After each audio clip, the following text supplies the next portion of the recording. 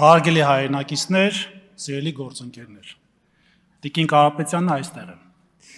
Տիկին Կարապետյան, ես Արցախի Հանրապետության անվտանգության խորհրդում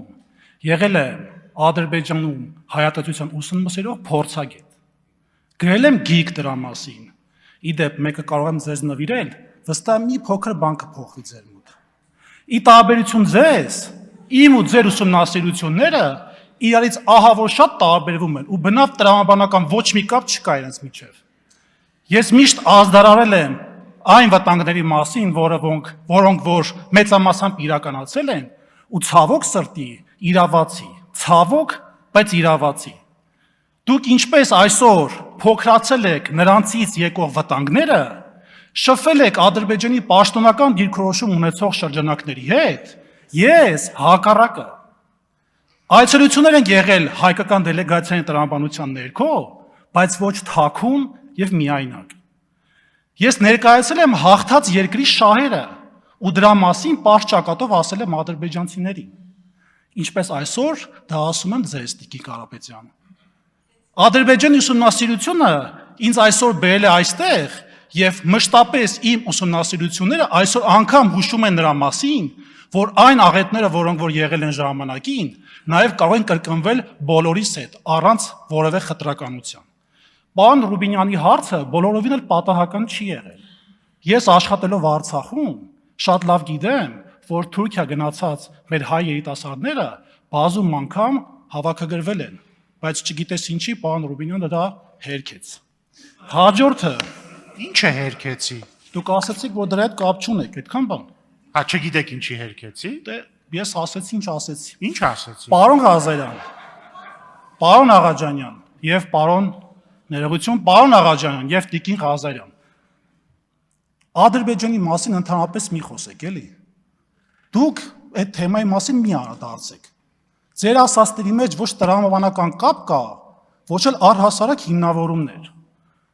Ադրբեջանի պաշտոնական հռետորաբանությունը բացի տարածքային պահանջներից, որոնք պարբերաբար հնչում են, արդեն անցել են այն կարմիր գիծը, որի մեջ մտնում է շատ ավելի կարևոր պարագաներ։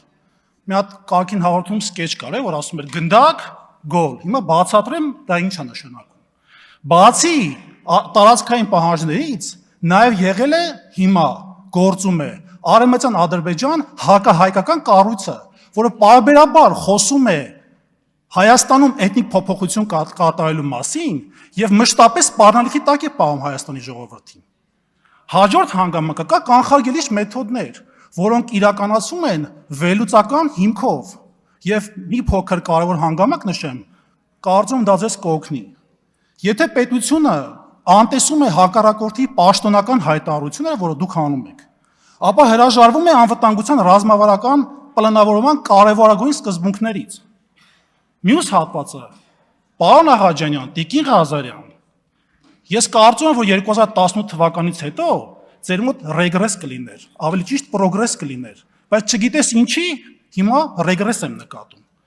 Ադրբեջանի ղեկավարության պաշտոնական հայտարարությունները հետագայում մշտապես, գրեթե մշտապես, իրականություն են դարձել։ Դուք ոնց թքած ունեք կամ միգուցե արհամարել եք հայ ժողովրդի քվեն, որ հունիսի 7-ի եւ հունիսի 8-ի լույս 02:00-ին կանգնեցել եք ձայների հաշվարկը, այնպես էլ թքած ունեք կամ արհամարած ունեք Ադրբեջանի պաշտոնական հայտարարություններին։ Ինչ վերաբերում է 300,000 ադրբեջանցիների փաստին, մեր խմբակցության կողմից ընտրություններից առաջ եւ հիմա, որ դրա մասին խոսում ենք, եղել է պարզ առաջարկ Սաֆարովյան օրենքի ընդունումը, որի մասին ապագայում կփորձենք քննարկել։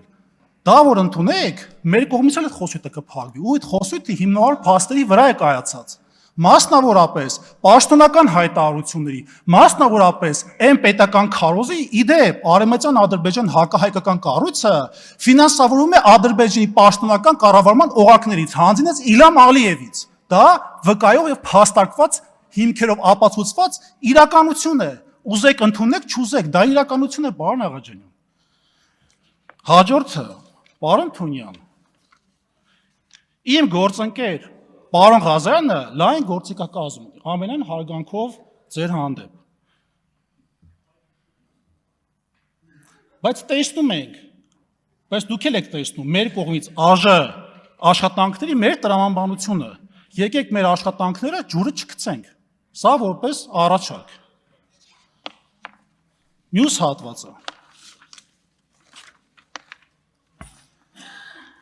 Վերջապես պարոն Կոնջյանի կանադառնանք, որովհետև հիմնական ելույթը ձեզ է վերաբերում, պարոն Կոնջյան։ 2018 թվականին դուք խոստանում էիք նոր քաղաքական մշակույթ։ Խոստանում եք, որ Հայաստանի Հանրապետությունում այլևս երկակի ստանդարտներ չեն լինի։